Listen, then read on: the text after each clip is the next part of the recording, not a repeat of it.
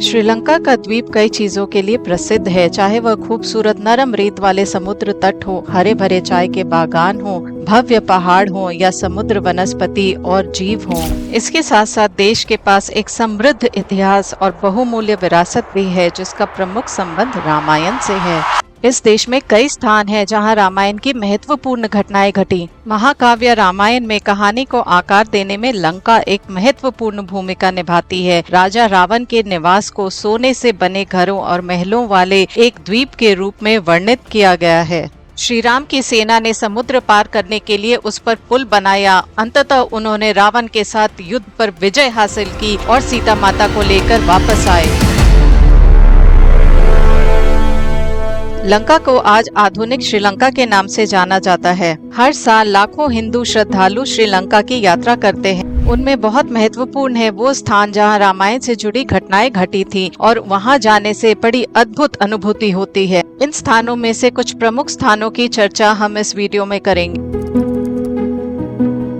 अशोक वाटिका। रामायण में हम सभी ने अशोक वाटिका का नाम सुना है। यह वह स्थान है जहां हरण के बाद सीता माता को रखा गया था। यह वह स्थान भी है जहां हनुमान जी सीता माता से मिले थे। सीता अमन मंदिर। यह एक छोटा सा मंदिर है लेकिन बहुत सुंदर है। पौराणिक कथा के अनुसार मंदिर के बगल में एक नदी बहती है जहां सीता माता ने स्नान किया था। नदी के किनारे चट्टान पर पैरों के निशान पाए जाते हैं, जिन्हें माना जाता है कि वो हनुमान जी के हैं। कोथमाले। यह वह स्थान है जहां माना जाता है कि देवी सीता ने श्री राम को ढूंढने में मदद करने के लिए चावल के गोले बिखेरे थे।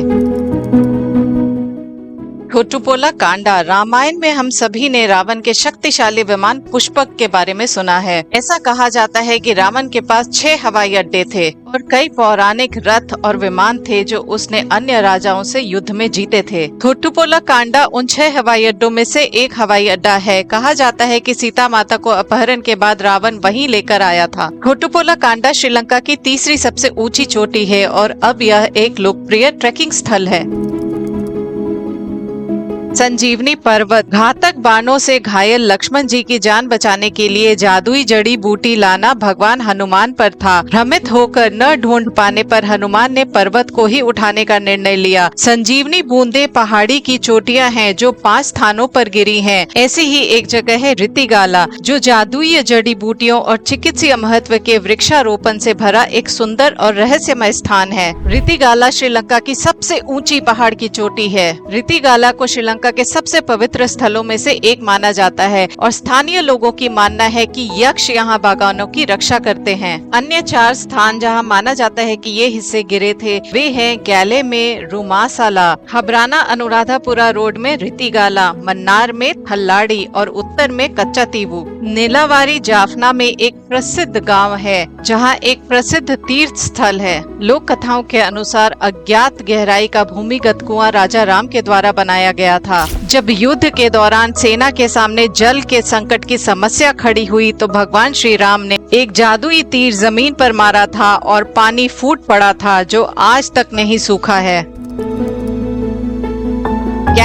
कैंडी शहर श्रीलंका के सबसे प्रमुख और पवित्र स्थलों में से एक है। कैंडी के पास ही स्थित है सीता कोटवा या सीता किला था। कहा जाता है कि ये रानी मंदोदरी का महल था और सुंदर झरनों से घिरा हुआ था। बाद में महल को सीता कोटवा या सीता किला कहा जाने लगा क्योंकि सीता देवी यहाँ रुकी थी। रामबोड़ा सुंदर हरे भरे जंगल और झरनों वाला एक गांव है। यहाँ का अनोखा भक्त हनुमान मंदिर श्री हनुमान को समर्पित है और पूर्णिमा के दिन लाखों लोग यहाँ दर्शन करने आते हैं। हनुमान जी ने सीता माता की खोज यही शुरू की थी, ऐसी मान्यता है। सिगिरिया गुफा के सामने चट्टान का गिरा हुआ टुकड़ा अभी भी देखा जा सकता है, इसलिए इतिहासकार सिगिरिया का सीधा संबंध रामायण से मानते हैं। ऐसा माना जाता है कि पठार का शीर्ष भाग रावण के राजसी महल का स्थान था, जो ठोस सोने से बना था और लगभग 50 शताब्दी पहले धन के देवता कुबेर द्वारा बनाया गया था। सिगिरिया जो यूनेस्को का 8वां विश्व धरोहर स्थल है। सिगिरिया का बनावट और उसका आकार इतना अद्भुत है कि वो एक तकनीकी चमत्कार के समान है।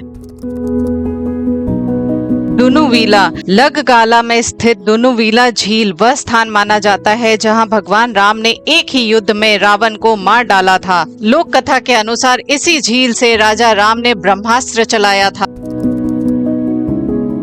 श्री राम सेतु वह प्रसिद्ध पुल है जो भारत और श्रीलंका को जोड़ता है। पौराणिक कथाओं के अनुसार इस पुल का निर्माण श्री राम की सेना के द्वारा किया गया था और इसे तैरते हुए पत्थरों द्वारा बनाया गया है। पुल बनाते समय सभी पत्थरों पर श्री राम का नाम अंकित किया गया था, जिससे ये पत्थर पानी पर तैरने लगे और ये पुल पानी में डूबने से बच गया। इसके साथ साथ भगवान राम ने लंका के लिए रास्ते के लिए पुल के आसपास के समुद्र से प्रार्थना की थी।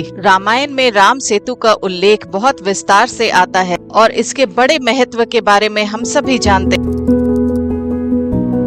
रामेश्वरम यह वह स्थान है जहां त्रेता युग में स्वयं श्री राम ने रामेश्वरम ज्योतिर्लिंग की स्थापना की थी। शिव जी के 12 ज्योतिर्लिंग में से तमिलनाडु के रामनाथपुरम में स्थित रामेश्वरम ज्योतिर्लिंग। रामेश्वरम मंदिर की कथा श्री राम से बहुत गहराई से और पूरी तरह से जुड़ी हुई है। ऐसा माना जाता है कि सीता माता ने बालू का शिवलिंग स्थापित किया था और स्वयं श्री राम ने उसकी पूजा की थी। इसी वजह से ज्योतिर्लिंग का नाम रामेश्वरम पड़ा। यहाँ की पूजा से शिव जी के साथ साथ श्री राम भी प्रसन्न होते हैं। वर्तमान रामेश्वरम मंदिर लगभग 350 साल पुराना है और यहाँ की शिल्प कला बहुत ही सुंदर है। मंदिर पूर्व से पश्चिम तक लगभग 1000 फीट और उत्तर से दक्षिण तक लगभग 650 फीट के क्षेत्र में फैला हुआ है। यहाँ के मुख्य द्वार पर लगभग 100 फीट ऊंचा एक गोपुरम है। रामेश्वरम मंदिर परिसर में धनुषकोटि, चक्र तीर्थ, शिव तीर्थ, अगस्त्य तीर्थ, गंगा तीर्थ, यमुना तीर्थ जैसे कुल 24 तीर्थ हैं। इन तीर्थों का दर्शन करने के बाद रामेश्वरम ज्योतिर्लिंग पर जल चढ़ाने का विशेष महत्व है। शिवलिंग पर गंगा जल चढ़ाने की परंपरा की विशेष मान्यता है। इस वीडियो में हमने कोशिश की रामायण से जुड़ी हुई श्रीलंका में कुछ प्रमुख स्थानों की चर्चा करने की। श्री राम सेतु और परम धाम रामेश्वरम मंदिर। हमारा ये वीडियो अंत तक देखने के लिए आपका बहुत बहुत धन्यवाद, दिल से धन्यवाद। जल्दी से हमारे चैनल को लाइक और सब्सक्राइब कर लीजिए। आपके लिए एक छोटा सा एफर्ट है, बट हमें इससे बहुत सारा प्यार और ढेर सारा मोटिवेशन मिलता है।